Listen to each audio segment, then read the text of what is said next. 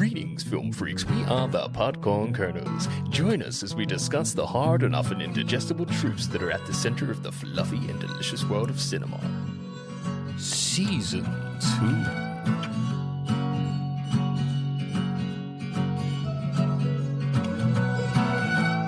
What's poppin', people? Welcome to the Podcorn Kernels podcast. My name is Adam, and joining me in your holes is Harry. Say hello, Harry. What do you got wrong with you when you can't let two men slow dance the creed and then lick the salt from each other's backs? What do you got? On today's episode, we will be talking about Poor Things. This is a 2023 film directed by Yorgos Lanthimos and stars Emma Stone, Willem Dafoe, and Mark Ruffalo. IMDb describes the synopsis as follows: the incredible tale about the fantastical evolution of Bella Baxter, a young woman brought back to life by the brilliant and unorthodox scientist Dr. Godwin Baxter. Here is an original song to support the synopsis. When one dies, I'll build another. I am God, I'm not your father. Said I'll always make amends, stitched together with lots of hems. Now you're alive, better than ever. Know that we still have each other. I'm a doctor that's hella clever. You will always be my Bella. Bella, Bella, always be my Bella. Bella, Bella, always be my Bella. Bella, Bella,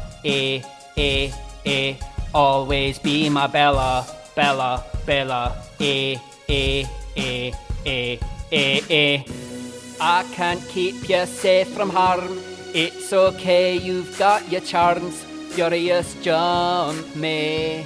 Furious jump me. So go on, girl, go and explore. Do what you want and so much more. Because when one dies, I'll build another. I am God, I'm not your father. Said I'll always make amends, stitched together with lots of hems. Now you're alive, better than ever. Know that we still have each other. I'm a doctor that's hella clever. You will always be my Bella. Bella, Bella, always be my Bella. Bella, Bella, always be my Bella. Bella, Bella, always be my Bella. Bella, Bella, Let's start with some facts about the film. Mark Ruffalo had a lot of doubts about his performance during the shoot. He often half-joked that his friend Oscar Isaac, who was filming on a nearby soundstage, was going to be called in to replace him. One day, Willem Dafoe pranked Ruffalo by taking him to a room where Isaac, who was in on the joke, was waiting. Isaac and Dafoe informed Ruffalo he was fired and, indeed, getting replaced by Isaac. That's mecca. I can see Oscar Isaac filling the role well. He's got the curly hair, the olive skin. I see this. Yeah, and Isaac can absolutely nail a British accent. At least I think he can. What's he done British? He's the warrior, the MCU looking white ghost dog. What was it called? AKA Moon Knight. Moonlight. Yeah. Moonlight. I just love that the boys are having some banter together. Hell yeah. I love to think that these are just normal blokes having normal, silly, boyish pranks on each other.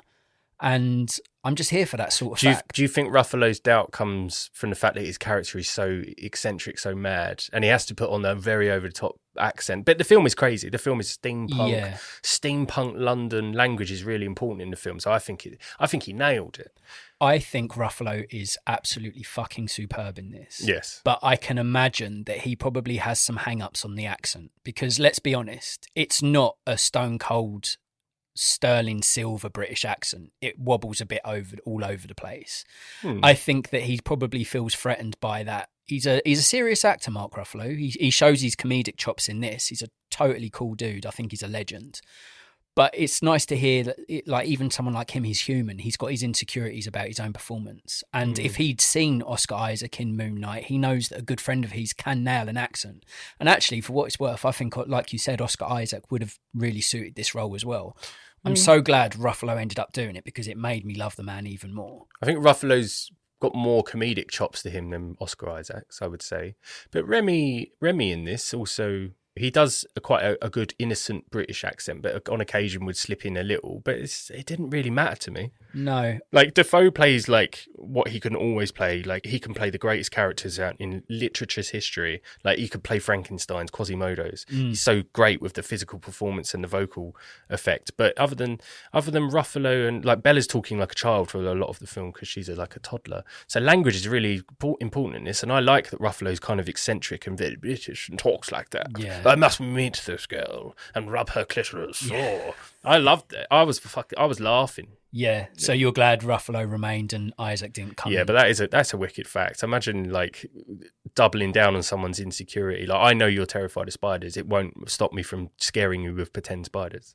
Yeah, and I live in fear every single time I come here to record a podcast. Yeah, you should. Yeah. Because one day I think you're going to push the boat out too far and I'm going to sit here and a tarantula's going to crawl across the table. You can buy key rings from Vietnam that have got real tarantulas stuck in them, dead ones, obviously, but I could crack away at that dog and then put the tarantula on you or in your bag or something. I feel a bit ill just thinking about Yeah. it. Willem Dafoe described the makeup process as, and I quote, 4 hours in, 2 hours out every single day.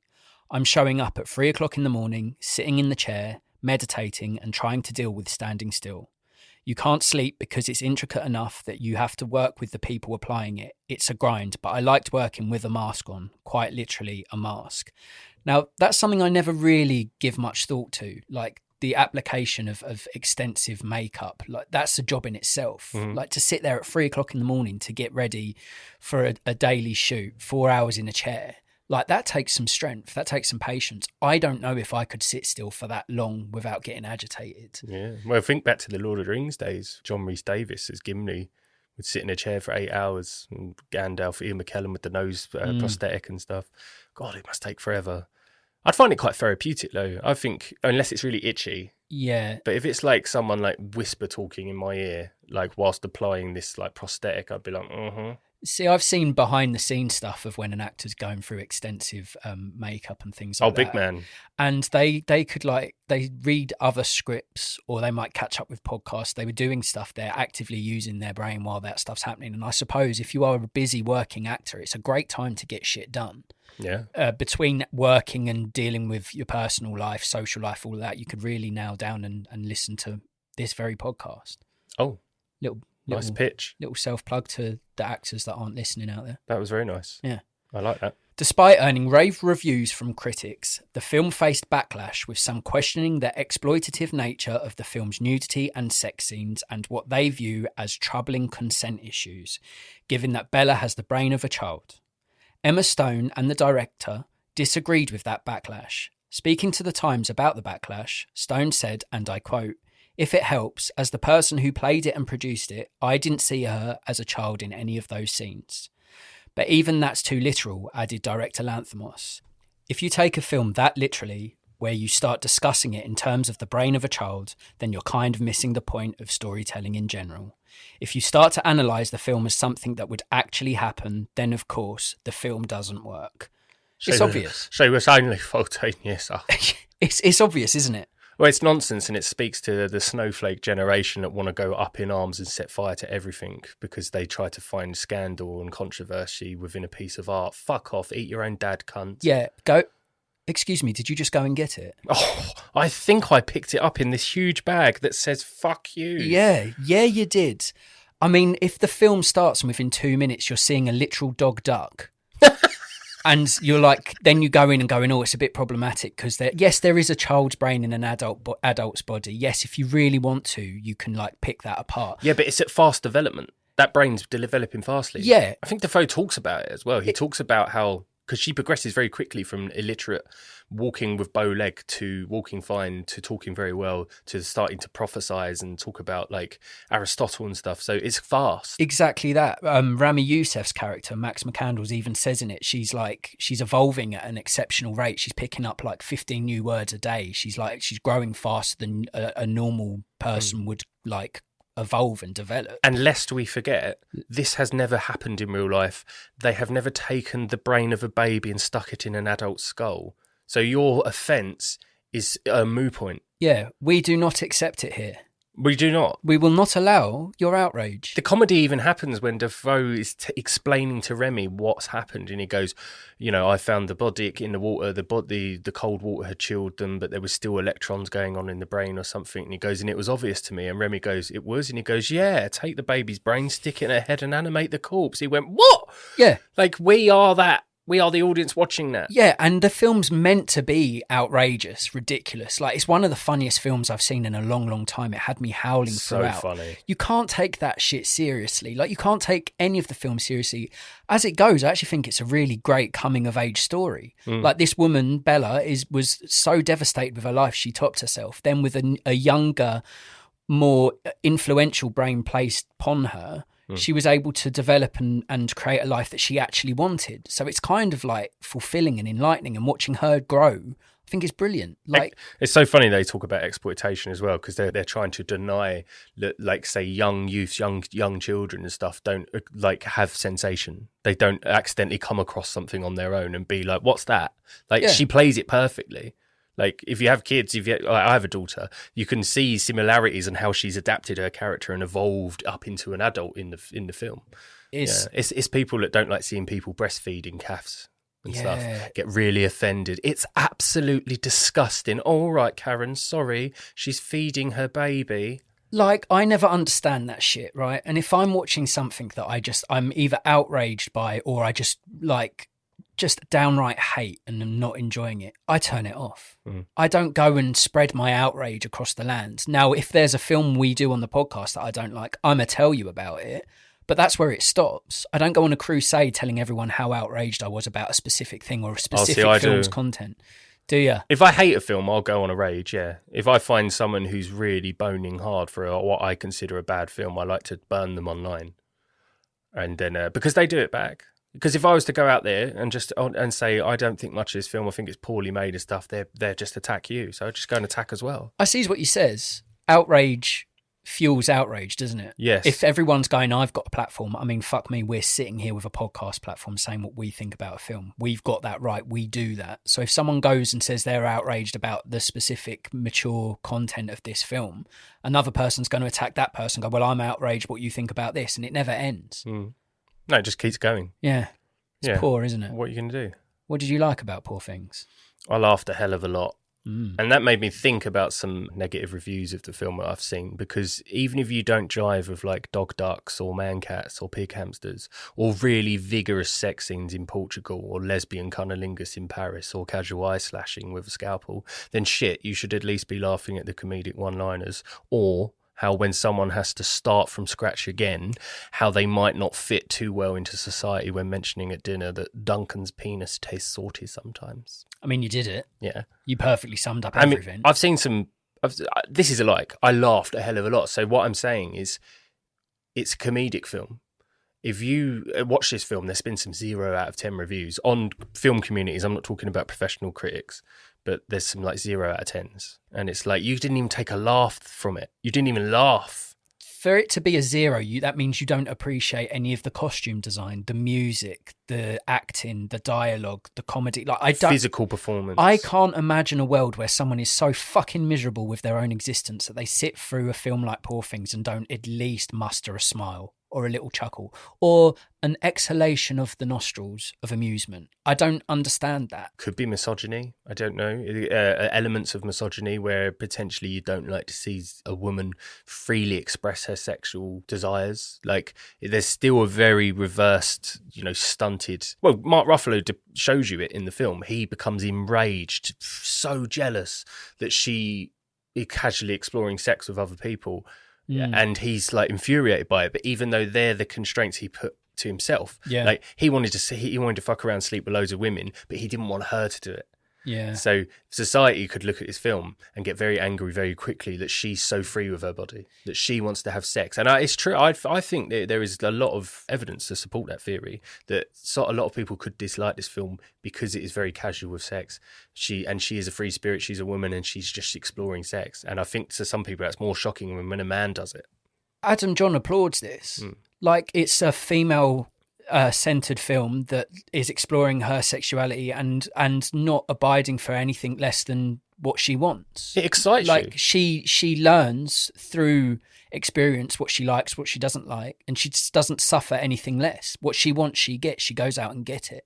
Yeah. And I think that's really refreshing. I think so as well. I'm just saying, I think some of the really low ball reviews could be down to not being able to relate to that. Like not being able to relate to a character that is so casual with sex, throws it around. Maybe those with more prunish personalities frown at the freedom of Bella. Potentially. Perhaps. Do you know, if someone could give me a really, really clever, in-depth analysis as to why they think it's a bad film, I'd listen. I would listen. I've yet to find one. No, I spoiler alert, I think it's fucking fantastic, so I don't know what those people's problems are. Yeah. What else did you like about it? The performances of Ruffalo and Emma Stone are especially funny and equally tragic. From Emma Stone's like infant tantrums. Bella cut to squishy stab eye. I love that language. Where she's grown from a child to an adult. The innocent killing of Toad. Kill. And then the laugh when it happens is brilliant, isn't it? Yeah. The way Ruffalo's jumping on some guy's back at a restaurant because he looked at Bella, or threatening to throw a disabled person off a ship because she lent Bella a book. I was laughing so much. Yeah. It's ridiculously eccentric and it's dark comedy at its best. I love that aspect of it. Again, and Defoe, shit. He proves to me time and time again that he's like the hardest working actor still treading the boards. Yeah. I mean, her film could be awful, and he still has my attention. The guy's like a master. I think he's got 155 acting credits. Really? Yeah. Wow. And to have watched him so diligently as a kid in Mississippi Burning and Platoon, to then watching him in films like The Hunter and The Lighthouse, Florida Project, Finding Nemo, forgot he even did the voice in that. Fuck. The Northman, he just impressed me, and I think he really loves his job, and he's only getting better with age. Very eccentric. It feels like he's best character actor. He's got to be in the conversation, hasn't he? Got to be in the top 3. Yeah, he's certainly having this sort of lovely revival, Renaissance period since the likes of The Lighthouse and in this, where he's been able to really push his like characteristics, really go for it with these eccentric, interesting characters. And it's just an exciting time for Defoe fans. I mean, he must be loving it. He's done 150 acting credits. You say a few of them are gonna be clangers, aren't they? Let's be honest. Probably, yeah. And he's also a really warm person. Like there's little ticket touts, signature touts who catch him in the street, and he's so polite and kind, and he's not an artist. He's not like how you imagine Joaquin Phoenix would react to someone asking for his signature and give them a fucking speech of Nietzsche and how you go live your own life and stuff, be some sort of cunt. I've back end with another because I've got quite a few, and I didn't want to take up all your time, Ad, because I know it's precious to you. Okay. It's so layered. Like I've already poured the custard, but Lanthimos is fast becoming the director I will look to for originality and madness, but madness that can make total and logical sense. That is the difference. Yes. I know Harry talks a lot about disliking of crazy films, over the top things like Everything Everywhere, but this is logical. It tracks. You know, the science obviously is not proven, but the result of the science, if it was true, is proven. Yes. By proxy. Yes. I loved it because the layers in this, like for instance, almost every male character in this film tries to control Bella in some way. Godwin Baxter with bars and experiments, Max McCandles with the engagement ring, Duncan with sex, and Alfie with a gun or lobotomy, her husband. Look, we only find out at the end it's her husband. It plays brilliantly into Victorian sort of steampunk Europe. But I did love it because Ruffalo offers her freedom, and then the minute he starts realising that he can't actually give her all of it, like they have sex 3 times in a row, and he's like, oh, even I have to wait, I can't go again. And then he realises, like, when she's out looking, she's so gullible or experimentative or whatever you want to label it, she casually gets cunnilingus from a tattoo artist. She does. And he fucking Ruffalo finds out and headbutts the table twice, but he's the one supposed to be offering her freedom. And look, you should be free with your body to do with as you please. And then he ends up affecting him. Yes, it's his constraints. It's freedom to a point. It's like taking a dog for a walk with one of those leads where the lead extends a bit, but you're in complete control of it. So it's not actual real freedom. Pretend freedom. Yeah, it's freedom with borders. Like you can go and do this as long as I'm dictating where the borders end. Yes. And that's a great point. Yeah, in a film where she's continuously trying to be controlled by the men in the film, she not once allows it, or she allows it until she realizes, hang on, I don't actually want that. and she pushes through and she goes and does what she wants. And it ends up being a very happy story for Bella. She gets what she wants. She finds out who she is, and the film ends on a note where you think, well, she's done it. She's got what she knows who she loves. She knows what she loves, and now she's living the life she wants to live. Whereas before she jumped off a bridge, and before the baby brain went in the adult body, she was so unhappy. So, and she had to condense all of her experience really quickly to catch up to get to the point where she can marry McCandles. But yeah, I did think for a moment, Madame Swiney, does she also try and control her? And she's played by Catherine Hunter, that amazing physical art actor who's in The Tragedy of Macbeth. You know, the one that's all, she's little. She keeps biting her in the film. Prostitute. Yes. Pimp. Yes. But she doesn't control her because Bella is more free than she's ever been, and she can leave at any point. I think the madam you speak of, I think she loves the freedom that Bella's trying to promote and elicit within herself, but I also think she does kind of want her there, but she's got the foresight where the blokes don't, to be like, you know, you're a peacock, you got to let you flourish sort of thing. Then she reminds you of if like Amy Winehouse lived to a very old age and like shriveled and pruned up. Yeah. Like, well, she's rest in in Potter. peace, Amy. She's in Harry Potter. Yeah, she's a great actor. She's brilliant. Yeah. I think the greatest physical theatre actor living today, easily. What she can do with her body, what she can do with her voice. She could have been Smeagol. If Andy Serkis, actually, she could have done a better job than Serkis. I honestly believe that, because she can actually do all the crazy shit, and the voice is actually already there. I think she's excellent. Yeah. Catherine Hunter. Yeah. Brilliant. Any more likes for me? There's lots, but I think I'm done. I think I'm done sharing, man, because I'm getting a sore throat. Yeah. Well, I enjoyed your shares, so thanks for sharing. The thing I liked most, you've already touched on it, is Emma Stone, the woman herself. I think Miss Stone's turn as curious Frankenstein baby brain in grown woman body was nothing short of exceptional. I feel that she fully deserved the Best Actress Oscar for her portrayal of Bella. Yeah. She fully committed to a role that required her to leave nothing behind, and she excelled as an adventure-hungry character with a fascinating story arc. Now, for this film to be successful for me, you need an actor who's willing to leave nothing behind. Leave nothing at the door. Yeah, no cards unturned. And in a film, like, it's bare all. It's a bare all film. She has to be so expressive with her acting, with her body, every element of her performance she's had to entrust to Lanthimos and his direction in these crazy world that he's built. And nipples for days, bruh. And if she didn't 100% commit to that, I don't think the film would be as buoyant as it was. I don't think I'd sit there and be like, this film is fantastic, it's fascinating, it's glorious to look at all these wonderful things. And I think her steering the ship really hits that home. Yeah. I read that she mentioned that being able to leave shame out at the door made it the funnest character she's ever got to play, because, you know, nothing's guilty in sort of the brain of a youth, and the fact that she gets to start from scratch, she got to take a character and build it from scratch, because usually there's some sort of grief or past life that has affected you to build your character off of. Oh, he did time in prison. Oh, his sister got murdered when he was young, so the character's got that backstory. In this one, the backstory starts from zero. The odometer is at zero, so she's like, I build the character from here. Yeah, I go. And she said to do it and not have shame for anything, you know, to sit and mount an apple astride a table during breakfast. Excellent. Yeah. She got to do that with no shame. Yeah. And it wasn't like she was some depraved character. No. She was like, what that do? Yeah. Oh. Yeah. Completely free to explore. And if you're playing a character that's just got that undiluted freedom to explore herself and the world around her, like, that's got to be so exhilarating to play that sort of character. Yeah. Like, there's no boundaries. You're not thinking, oh, she's doing this because of how it reflects on her family. She's doing this because she's concerned about how that will impact those who are near and dear to her. There's none of that. It's just like you say, what did Apple do if it go there? Well, it's the earliest form of science, isn't it? It was curiosity, and it's before societal constraints. It's before you could be judged for taking a shit on a dinner plate and microwaving it. Yeah. You can just, you're like, what does this do? That burnt my hand. Why that dog dead? I drowned it. So many different things. She'd kill frog. She's like, ha, kill. Yeah. Ha. Yeah. Love it when she claps. For the listener, Harold's tried to do the facial expression of Emma Stone there, and it was actually surprisingly uncanny. Stop. It's like I'm looking at her right now. Bella's in the room. I got nipples for days too. Do you? I think so. Yeah. Lately they've been getting thick and dark. Okay.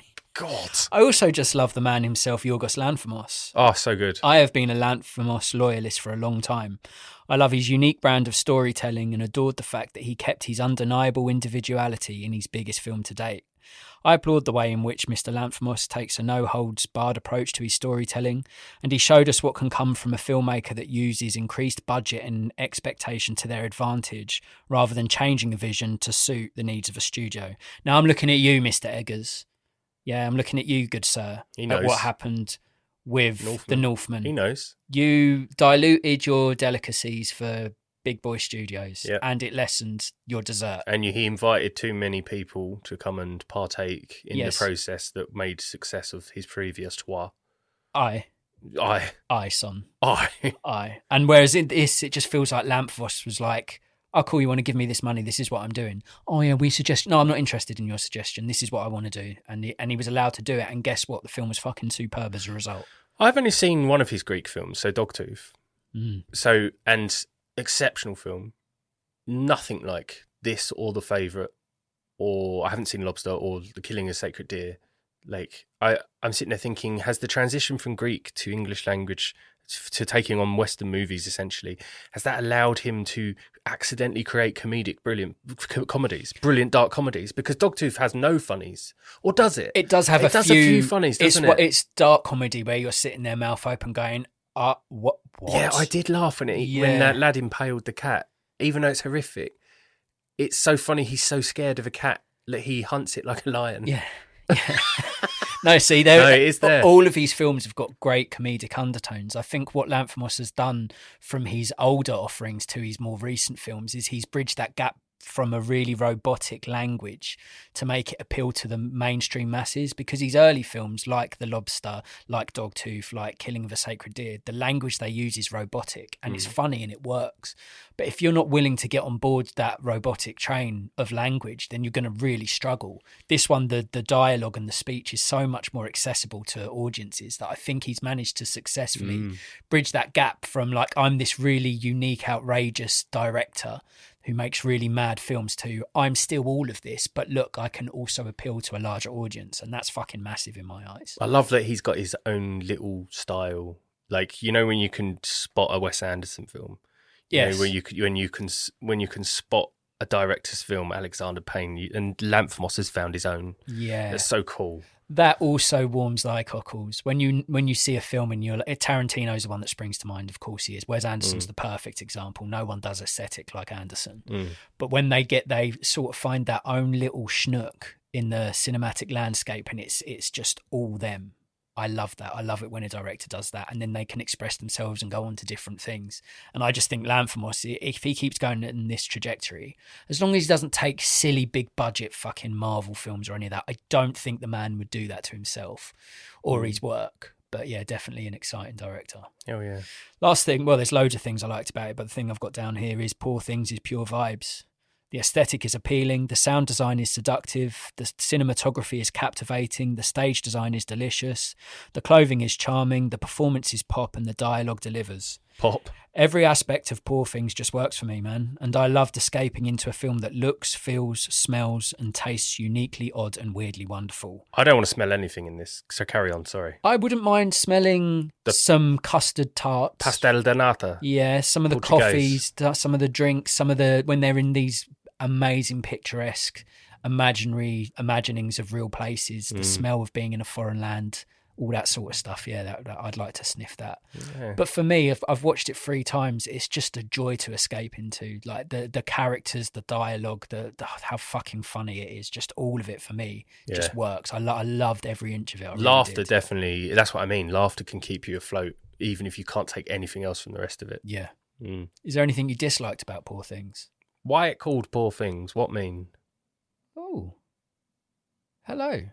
I guess it could be talking to how we're like Bella Baxter, the poor thing, like had a baby put in a woman's body. She's poor Bella. Oh, is it that easy? Like maybe it's Poor Things that we're with, like Poor Things. The blokes are all obsessed with trying to control Bella Baxter, but they can't. Oh, poor men. Oh, the poor things. Maybe, I don't know. Maybe it could be a number of things. I've never really thought about it. See, I've struggled recalling and getting it muddled up with other films. So I just keep saying like a past life, poor things, or pretty young thing, because it's happening. Because it's happening. It's happening. It's happening. I'm like poor things. Yeah. So for me, my only gripe is the title. I struggle a bit with it. What would you call it then, out of interest? I just want to know the relevance to poor thing. I want to know if it is that. If it is simply that, then like they're then we're all poor things. Well, that may be what it speaks to. Yeah, but for us all to be poor things, someone has to be a great thing. Someone has to be a happy thing. You have to have something to compare to become a poor thing. I've solved it, and I don't know if it's right, but I'm just going to go with it. Then you have not solved it. I believe I have solved it. Okay. It's what Bella's newfound intelligence and view of the world is. She views everything as poor things. Oh yeah. Because she's in a position where her narrative, she explores everything she wants. No shame. She's not scared to go, no, fuck off, I don't want to do that. Or I'm doing this. What, I only have one custard pie? No, I have 6 till I vomit. I think you've done it. I think poor things means that's what Bella looks upon the world as and goes, you poor pathetic peoples, you can't even eat an extra custard pie without looking down at yourself and going, I'm getting fat. You can't fuck more than 2 men without being called a sket by society. Yeah. So she is looking at us and saying we are poor things. And do you know what I think? Yep. I think we are all poor things. I think you've done it. That equates to I have no dislikes. Wow. There you go. I mean, I love this film. And what's there to dislike? I can't exactly turn around and go, the view of Lisbon was shit. It's a fucking steampunk imaginary part of Lisbon. I can't go, doesn't look realistic. Like, it's intentionally unrealistic. It's so hard. You can't give a bad review of Garth Marenghi's Dark Place based on the set design because it's intentionally looks a bit weird. I tell you what, I struggled to find dislikes, but for me, like Bella, don't say it. I'm a robotic man. Oh, I am always with the I have robot. to stick to process. Well, of course I do, and I found 3 dislikes. For every dislike, you need to remove a point. In theory, technically, no, because so your best score for this can be 7 out of 10. But all dislike could be a 0.25 of a dislike. Just allow me, just humour me. If I can do that, then I can start doing 8.2, 0.6s. But then, and then you're going to lose your mind. Yeah, because I don't math well. But the few minor diet dislikes, that's probably not even worth wasting the dear listeners' time with them, but I'm gonna.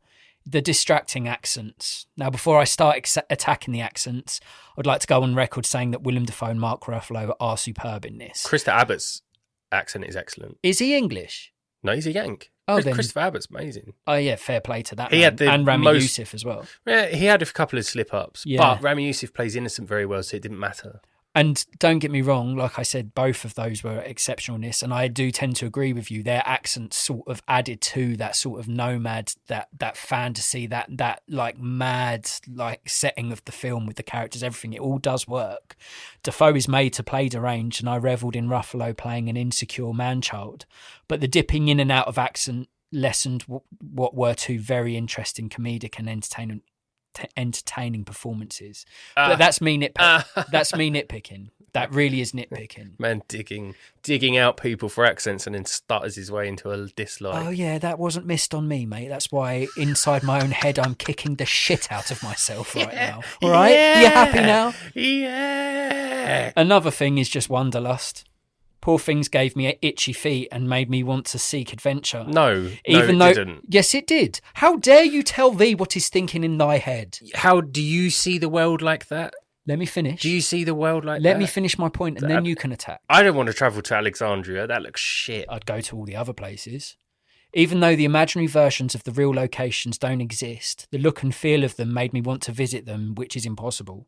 I didn't like that I wasn't in the places shown on screen. I didn't like that I don't have the fabulous clothes worn by the male characters. And I don't like the fact that I don't have either the mental fortitude or the financial capabilities to go on an exciting expedition. Oh, and that's a dislike. Yeah. That's great. I mean, that's up there. Because I know those places don't, that Lisbon's lovely. That Lisbon doesn't exist. I've been to the real Lisbon, but the Lisbon in the film, I'm saying the Lisbon in the film, I want to visit Pont there. It looks lovely. It looks beautiful. Do you think? Yeah, it's and creepy. Paris. Very dream state. Everything in the film looks very dream state. It's like a Tim Burton-esque, but with a rainbow colour palette. What, zippy rainbow? Oh, bungle! As in all the colours, Oh, yes. not a reference. It that was dates quite. us. It was quite pastel-y. I Yeah. found like the colours were pastels. It wasn't bright. It's a strange sort of steampunk universe. You ever played a game called Dishonored?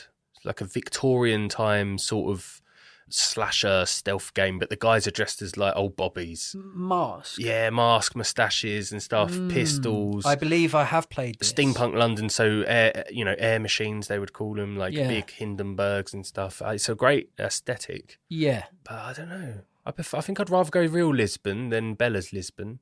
I mean, I would like to go to the places in this film because they just look so alien. They don't cool, look like man. real places. But it did also make me, like, when she's discovering new foods, new delicacies, new drinks, new experiences, it does make me miss that.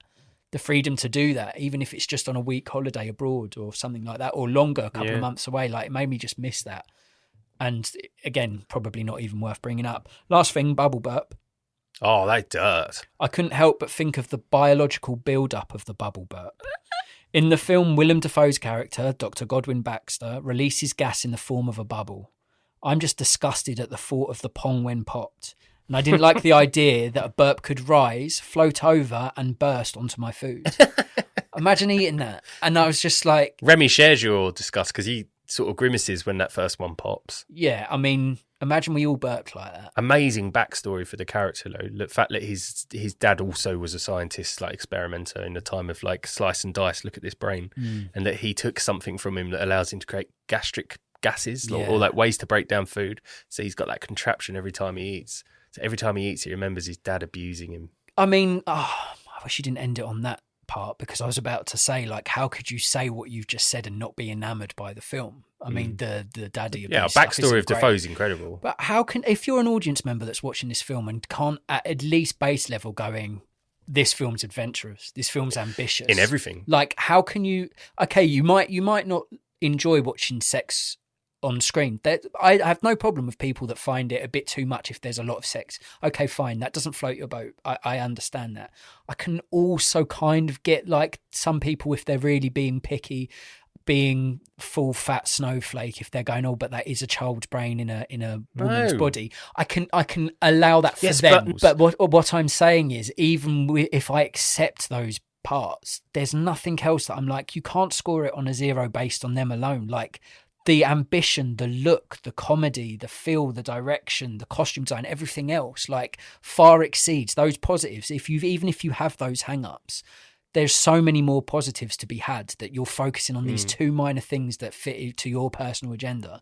And for me, that winds me up. Well, me and you have never zeroed anything yet to this date. No. Because you can always find some value in it. That's my only shock. It's someone taking no value from it. Yeah, that to Zero value. That to me is bizarre. Like, I could sit here and have a conversation with someone that was being like, it's bang average, and could have a interesting conversation with them, being like, oh no, it wasn't really for me, or someone that didn't like it. But for those that like completely disregard it because they're trying to jump on this societal bandwagon of things being outrageous and inappropriate, it's like, oh, take a day off. It is a lot harder to persuade someone why something is good than it is to tell someone why something is shit. So I can easily tell someone why something is shit. The ammo is always abundant, in my opinion. But trying to persuade someone something's good is so fucking hard. It's especially when the tent in that camp's pitched up with bricks and mortar. It's not like they're not willing to move. They're so stubborn in that perspective. Yeah. Won't like, listen to reason. Nope, not listen. And don't want to hear logic because it scares the fuck out of them. Yeah, but it's like you're clipping your own wings if you're like that. If you speak to someone and they've got a different opinion to you, listen to what they say, take it from their perspective, then maybe go and watch the film, consider what they say, and then see if you change your mind. You can't just live, not now, you can't live in a world where you're just like, oh, this is awful, this is great. And if someone's got a different opinion, that's fantastic, brilliant. I don't know how I'd be. If someone said to me, Everything Ever All at Once is excellent and this is why and you should watch it, I don't think they could ever persuade me. And that's fine, but I know you as a person and know that you can be not swayed, but you are open-minded. There are people out there that would watch 5 minutes of this or hear what the concept is. But I can tell you why I don't like a film. Exactly. I can tell you why. And that's what matters. By the time I'm finished, I think you could certainly see why. Yeah. You'll at least come to believe or understand why I feel that way. And if you are interested, go and check out our previous episode on Everything Everywhere All at Once and listen to why Harold does in fact hate it. Yeah. That's a couple of little self-plugs I've done in this one, eh? Yeah, I mean... Got some questions. What is your favourite Lanthimos picture? Dogtooth. Yeah? I think so, yeah. And then if I was to go post-Greco, it would be this, yeah. So from watching Greek film, it would be Dogtooth. I look at it as two different realms. Yeah. Probably this one. Yeah, I preferred this to the favourite and Killing a Sacred Deer, but I haven't seen The Lobster. Yeah, I for me, it's a toss-up like you between Dogtooth and Poor Things. Two very different tonally films, different in the way they look and feel, but I both really enjoy. I enjoy everything he's done, to be fair. Yeah. In Poor Things, we see the merging of two creatures to create an animal hybrid. What two animals would you merge together and why? Lizard pig. I mean, I am amazed, proud, touched, and amazed again at how quick you came to lizard pig. Oh, no, sorry. Pig lizard. Oh. Pig lizard. So talk me through this. What's pig, what's lizard? Pig head, lizard body, lizard tail. Are these pig lizards or pizzards or ligs? Pig lizard has to say both. Okay, pig lizards. Do you eat them? Well, I've been shouting out randomly and saying pig lizard for years. Like before this film even come out. Do you think you should get some help? No, but I'd be like, fucking pig lizard. Like that. Yeah. So would you want one as a pet or as like a food source to breed? Ugh. I don't know. I'm just trying to get inside your brain. If it was a food source, I'd rather have a lizard's head in a pig's body. Oh, yeah, I can't wait to tuck into that pig's head and lizard's body. Right. Cold-blooded meat. I can't sit here and say, as a meat eater, sorry to the vegans and the vegetarians. Not really, though. You're not full-time meat eater. You live with a veggie, so you're not a full-time meat eater. Well, I'm You're a flexitarian. Right, the last 10 minutes of this episode, you've looked to get your beef on, and I don't really understand why. Good choice of words. Yeah. I'm saying, if there was a pig lizard sandwich in gluten-free bread, I would want to try it. If it's fried and there's some good herbs and spices in there, I'll take it. Yeah. I'll take it. Yeah. I'd go with elephant and dog. What about the weight ballast?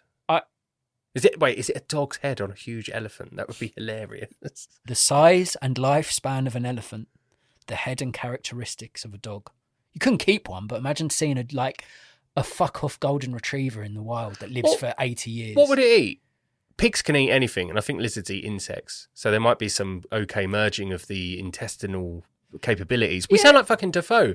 But what, a dog? A dog eat what? Elephant eat leaf. Dog eat what? Elephant dog? Or elephant. Dogfant. Dogfant. Dogfant. Elipog. I think they can eat whatever they want because they're massive, armoured good boys. I don't think they can eat whatever they want. A dog can't eat leaves, so the stomach of the elephant won't work. But this is what I'm saying. Dog font. In the mad merging of dog font, of course, yes, they can eat whatever they like because they're precious, big, beautiful animals. You hear my stomach rumbling. Hungry. It's been going for ages. No, because you want pig lizard. No, I'm on a new diet thing. Oh yeah. Yeah. Final question. Where does Poor Things sit in your personal ranking of this year's Best Picture Oscar-nominated films? I always struggle with Best Picture because I always think it's the way it looks. And I've got to remind myself that it's not. It's basically what's the best film. That's what it is, yeah. What's the best film. And that's difficult when it becomes down to subjectively. Because if it's what you consider the best film. Yes, that's what I want. I'll be rooted out, ravaged and thrown on the roadside. But I'd say it's second to The Holdovers because I didn't thoroughly enjoy Oppenheimer and I didn't thoroughly enjoy Killers of the Flower Moon.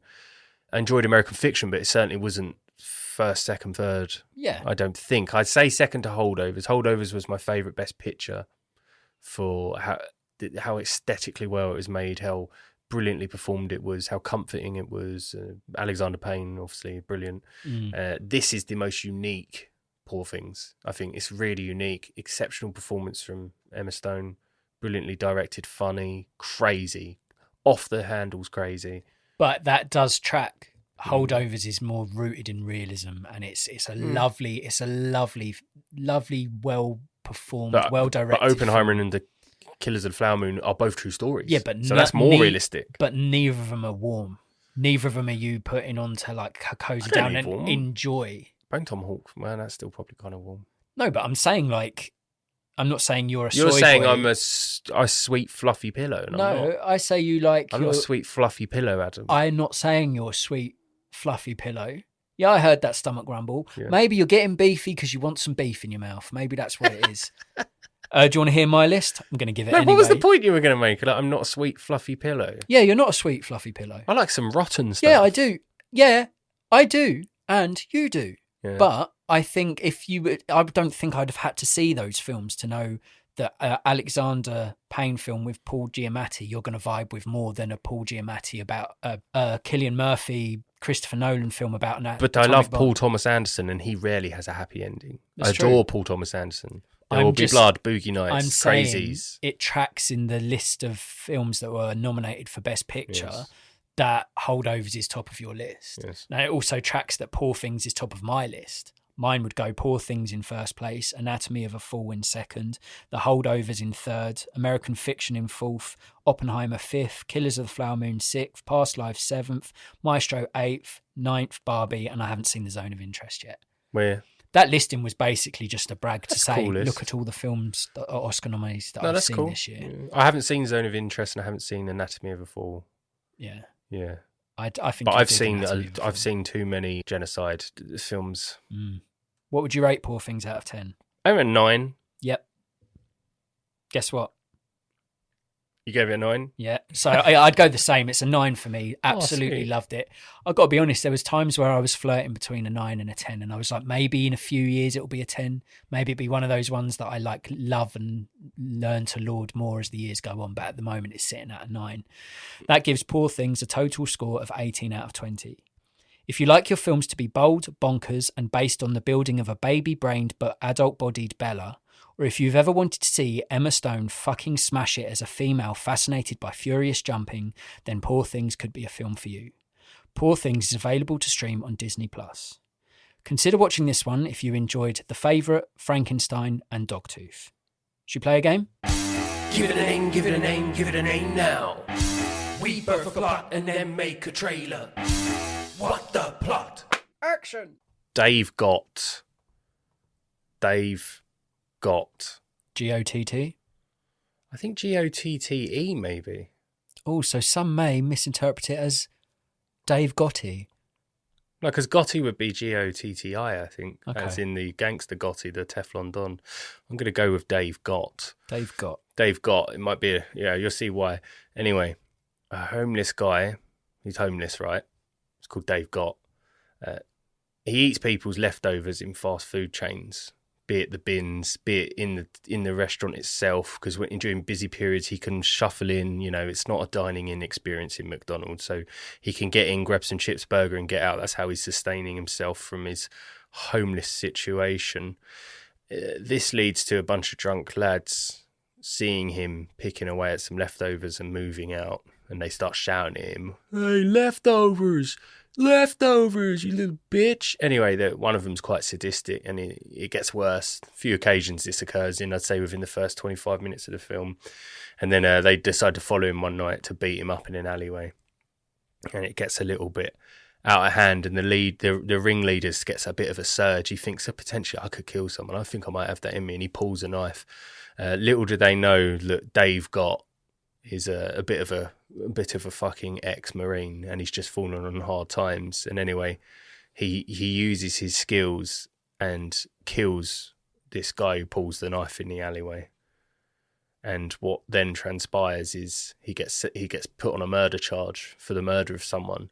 But what happens is it becomes an absolute press frenzy about the right to defend yourself, and who was the real criminal here, the guy who got followed into an alleyway, which is corroborated by CCTV, or the young lad who got stabbed and killed because he was an antagonist. But do you still have the right to stab and kill someone that's attacking or attempting to hurt you in an alleyway? And anyway, one of the headlines reads, "Dave got leftovers." Because it's kind of like Isle of Dogs. Dave Gott leftovers. Because his name's Dave Gott, and they called him Leftovers because all he ate was leftovers. But you're not allowed to call the film Dave Got Leftovers.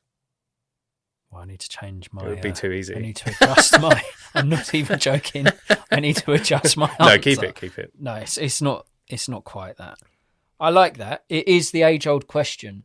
If you're being attacked and face potential murder, is it acceptable to return in the light? I think so. If it's stone cold, I'm going to be killed here, then I think, well, it's fight or flight. If you can't fight, you have to fight. Then if it results in the person who's trying to kill you getting killed, that's instant karma. Don't go try and kill if you don't want it. I think if you're an instigator, obviously some things, don't bring a knife to a gunfight, etc. There's different degrees of what's fair, what's right, what's justified. But if you're outnumbered in an alleyway and someone pulls a knife, you, in my opinion, you should be able to kill them in self-defense, even if it's not intentional, but your punch does accidentally kill them. But they did try to attack you, cut you, starve, kill you.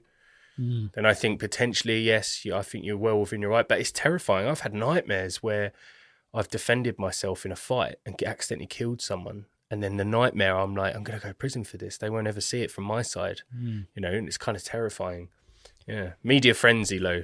Well, they've got leftovers. It would be. And the irony is this person who's out on the streets, no one's giving a damn, no one's giving him an ex-Marine or whatever the attention he deserves. He only then gets attention when he's being attacked. So, there's a story here. Well, the story is there's a man homeless who fought for his country, and you as a society are allowing him to live on the streets and fend for himself. They'd say he's a lethal weapon. He shouldn't be able to do that to someone. But it's like, yeah, but you trained him. Yeah. He's got just as much rights as the other guy. Like if this homeless guy would have ended up dead in an alleyway, stabbed to death, it would have been like, it would have been 12th page in the newspaper the next day. It would have been like, oh, homeless man found stabbed to death in an alley. No one batted an eyelid. Which is a tragedy in itself. And you're totally right.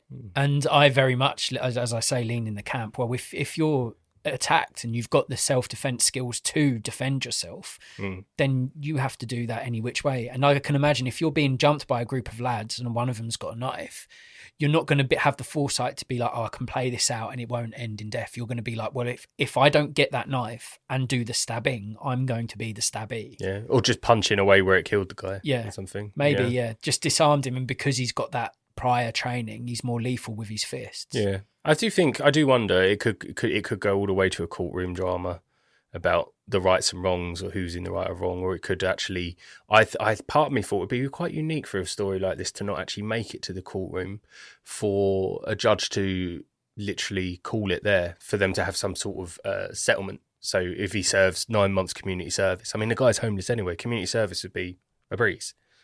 I don't think it actually gets to court, because that would be predictable. I see what you mean. I see it going to court, but instead of it being half the film's a court case, I think it would be really surprising that the court case is over like really quick in the middle, and then in the latter, and then part, we see what exactly. So community. So we think that it's going to be a drama story. We see the story. It ends up in a courtroom. We find out what the verdict. The film ends with like a guilty or non-guilty, and sentence, verdict. verdict. And then what about word, and what about in the last third of the film? You could go this way. This would be dirt. Is that when he's doing community service and brushing up all of his stuff, what he actually was doing was he was scoping out troublemakers that bully people. Then he makes himself a weak target around them, so then they follow him, try to bully him, and then he kills them. He's a reverse serial killer. No, he's a serial killer that makes himself look like the victim. I'm sorry, I've totally... No, leave it to Dave Got Leftovers. Dave Got... Oh, I like that, though. I like it when you throw some extra spice. Like, can you imagine it? So the whole time we think he's the victim, we support him, we defend him. He's a vigilante. Like Saltburn, I suppose, because in Saltburn you think at the start he's a lower class Oxfam boy. You kind of want him to get accepted by the rich so he feels a bit more accepted. But in the long run, he was playing all of them. He played them all. He played them. He's still playing them. He's still playing them. Shit. That changes it. What's an animal that disguises itself? Chameleon. Yeah. Jellyfish. Or human. There's a caterpillar that can make itself look like a snake. Fuck. There is a caterpillar that can make itself look like a snake. Do you want me to find out what it's called while you talked more to me about things? I am keen to know the name of a snake caterpillar disguised. That looks like what? So it's a caterpillar that's a snake. No, it's a caterpillar that can defend itself by pretending to look like a snake. It's got to be a pretty fucking big caterpillar, no? It's chunky. It's only the head, really. Caterpillars that look like snakes include the red Helen shallowtail caterpillar. Red Helen. Does it look like a snake? Its face does, yeah. It makes its head look like a snake. It's kind of crazy. So you've added layers to this. I don't know what's going on now. So now he's not just a victim of an assault. He's out there deliberately to be a vigilante. Well, you realise what at the start he actually puts himself in vulnerable situations, lures them into the alley to kill one of them, but made it look like a victim. Well, that's changed the whole dynamic. It doesn't have to be that. I'm first time ever. I'm partaking in my own idea. I'm just having a bit of fun. I like it when you have fun. Okay. I'm having fun too. That changes my approach to what it was going to be, because I had this as a stone cold, just straight down the mill, straight down the barrel sort of justice drama. But you've had the thriller element to it, and I'm kind of there for it. So I'm gonna do a little switch up, which is quite hard for me to do. Live and on the spot, little switcheroo. Little switch. Okay, I like that. So it's turned, and through us discussing it, it's turned from a drama to a thriller. And thriller's my favourite type of film, so I'm very happy that it's gone that route. And yeah, in the lead role of David Gott, yes, you'd have to have someone that can clearly handle themselves. Someone that's every man's man kind of look. He's not a bronzed Adonis. He doesn't look like he spends his life in the gym because he's homeless. So he's got a little bit rough and ragged. He's lean. I'd say he's a bit chonky, even though he's been on the streets. If he can still look after himself, if he's still feeding himself on fast food leftovers, it's not the most nourishing of diets.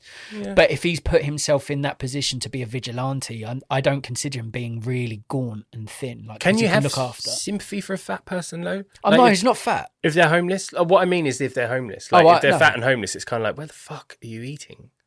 I mean, I answered that because I said he gets scraps from fast food restaurants. So in the lead, I've just gone for your everyman. I've just gone Matt Damon. I just think he does a lot, and I think he'd be because he can. He's done the Bourne films. He's done action films. He can handle himself. He can play double dualities. Yeah. Mr. Ripley and Interstellar.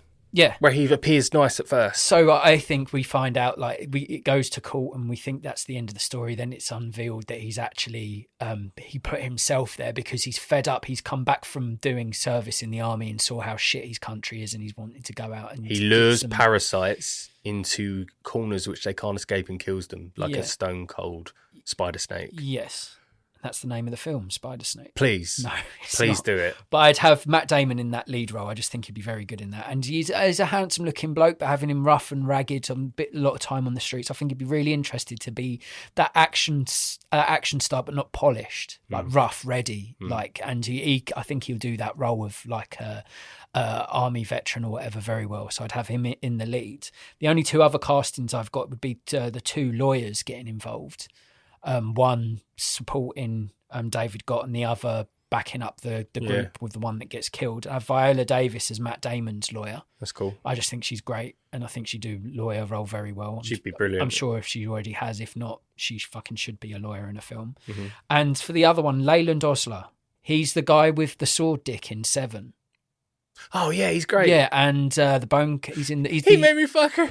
You made me fuck her. He's the serial killer and bone collector, isn't he? Yeah. I'd like to see him as a lawyer, like almost smarmy, detestable lawyer that's like backing up these kids. It's like, Your Honour, it doesn't matter. These kids, they might have acted while they were drunk and idiot. They shouldn't have lost their life that night. Whatever. That's that. Mm-hmm. I think that as a dual, like lawyers that are against each other, could be quite a good dynamic as well. Cool. And directing a film, I'd have Brad Anderson. No, he's not Brad Anderson. Yeah, he's not done an awful lot. He did The Machinist, done Trans-Siberian and Fractured, the recent Netflix film, and he can handle a good thriller. Now, originally, when I thought this was going to be a drama film, I didn't have him at the helm. But then when you threw the thriller element into it, I was like, oh yes, me like.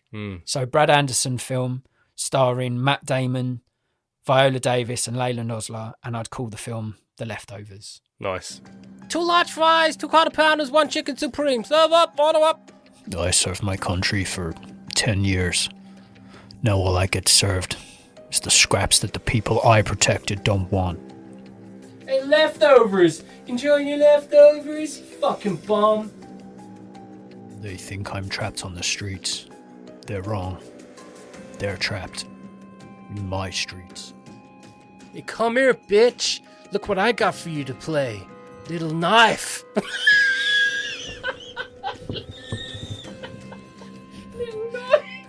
Come here, Dick. Look what I got you to play. Little Knife. I've never played Little Knife.